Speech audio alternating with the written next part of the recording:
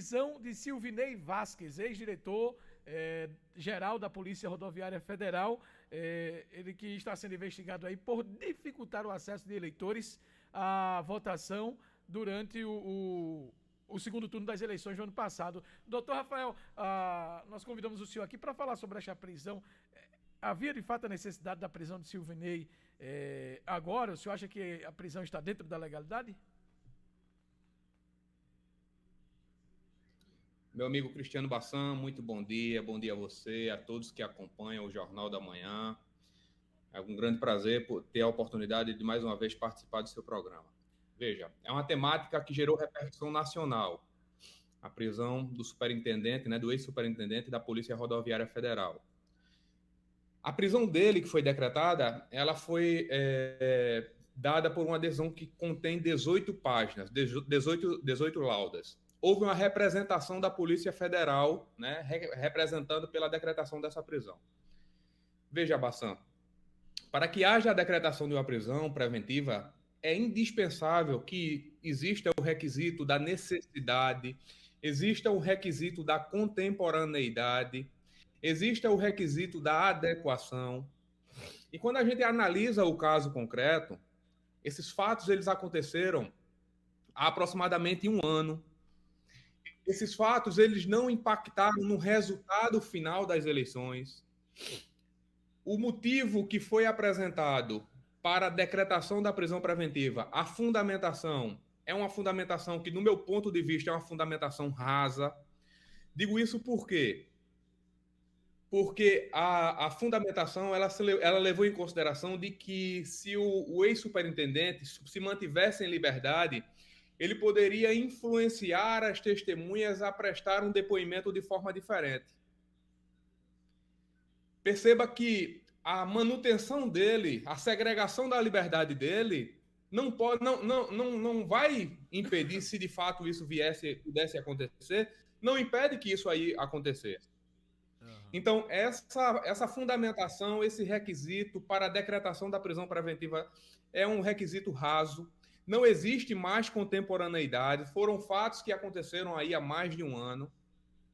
Então, o que caberia é continuar as investigações. Se de fato houver indícios da prática do crime, indícios de autoria, prova da materialidade, que seja instaurada a ação penal, que ele enfrente uma ação penal com respeito ao devido processo legal, ao contraditório, à ampla defesa. Agora, a prisão preventiva só é possível diante dessas circunstâncias.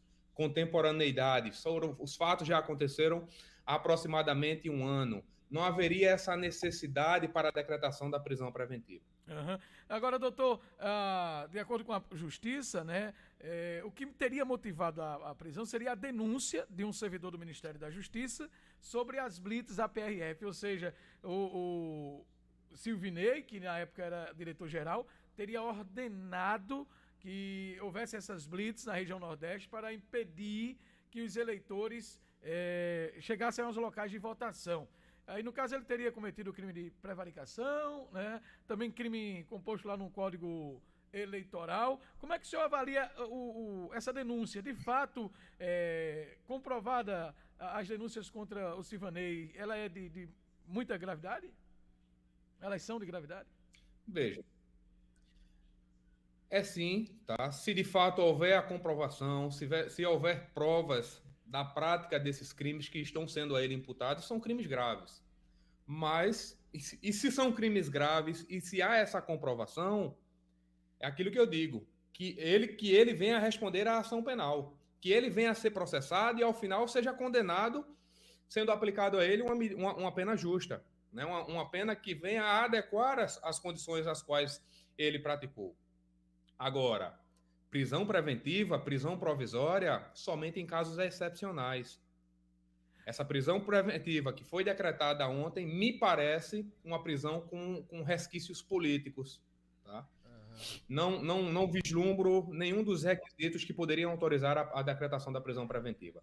Foram cumpridos mandados de busca e apreensão, correto, sem nenhum problema. Agora, decretar a prisão preventiva era uma prisão preventiva que não vislumbro nenhum dos requisitos, é excesso. Nesse caso aí, eu vislumbro o excesso. Então, na sua opinião, a prisão foi ilegal? A prisão não teria os requisitos para que houvesse a sua decretação. Não existem no caso concreto. É aquilo que eu digo. É preciso que exista contemporaneidade entre a prática do fato até a decretação da medida cautelar. Aqui em discussão, a prisão preventiva. Não tem, os fatos aconteceram há mais de um ano. Uhum. Não há esse requisito, o fundamento utilizado na decisão pelo ministro Alexandre de Moraes é de que ele poderia influenciar no depoimento das testemunhas, como se ele tivesse esse temor reverencial perante essas testemunhas. Isso não é fundamento para a decretação de uma prisão. Ok. Então, doutor, só para finalizar, eu não sei se é impressão ou a gente tem acompanhado a politização do judiciário. Isso desde antes mesmo da campanha eleitoral e, sobretudo, durante o período eleitoral, ficou cada vez mais nítido. E toda decisão que é tomada, quando favorece a um, né, e desfavorece ao outro, fica essa discussão. Será que agiu dentro da legalidade? Será que agiu politicamente? E as decisões têm sido assim, né? Tanto no Supremo Tribunal Federal quanto em outras esferas do Judiciário, e dando a entender, sendo comemorada por uma parte e sendo questionada por outra, e vice-versa. Isso preocupa, doutor? O senhor acha que, de fato, está havendo essa interferência? Claro, não diretamente, mas a sensação que a gente tem não é que está havendo uma politização, uma rivalidade dentro do Judiciário também, e isso não deveria, né?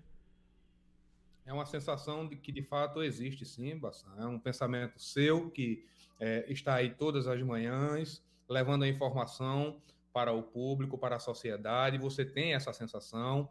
Na condição de operador do direito, na condição de jurista, eu tenho essa mesma sensação, mas o Poder Judiciário ele tem que exercer a sua finalidade principal, tem que ser imparcial.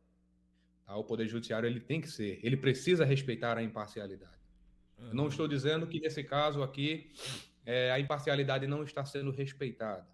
É um ponto de vista do ministro Alexandre de Moraes quando decreta a prisão preventiva. Agora, cabe a mim, na condição de operador do direito, na condição de advogado, que o que o advogado tem à sua disposição é o poder de falar. Então, neste momento, analisando os pressupostos que eventualmente autorizaria essa prisão, em especial nesse caso aqui que estamos comentando, são pressupostos, são requisitos, são fundamentações frágeis, pífias, que não podem sustentar uma prisão preventiva, com finalidade aí de demonstrar que está dando sustentabilidade a um Estado democrático de direito. Nada disso existe. Tá? Se essa é a posição aí do Supremo Tribunal Federal, não deve ser levada em consideração. Isso aí vem sim a impactar uma sensação de politização, uma sensação de que é a política que está influenciando nas principais decisões da nossa mais alta corte do país. E não é isso que queremos. Conversamos, portanto, com o Dr. Rafael Torres, coordenador do curso de Direito, advogado, falando sobre a prisão de Silvinei Vasquez. Doutor, obrigado pela participação, ótimo dia para o senhor e até a próxima, se Deus quiser, viu? Sempre uma grande honra poder participar do seu programa, meu amigo. Um abraço a você e a todos que nos assistem neste momento. Conversamos, portanto, com o advogado Rafael Torres, falando para os ouvintes aqui da Tabocas FM.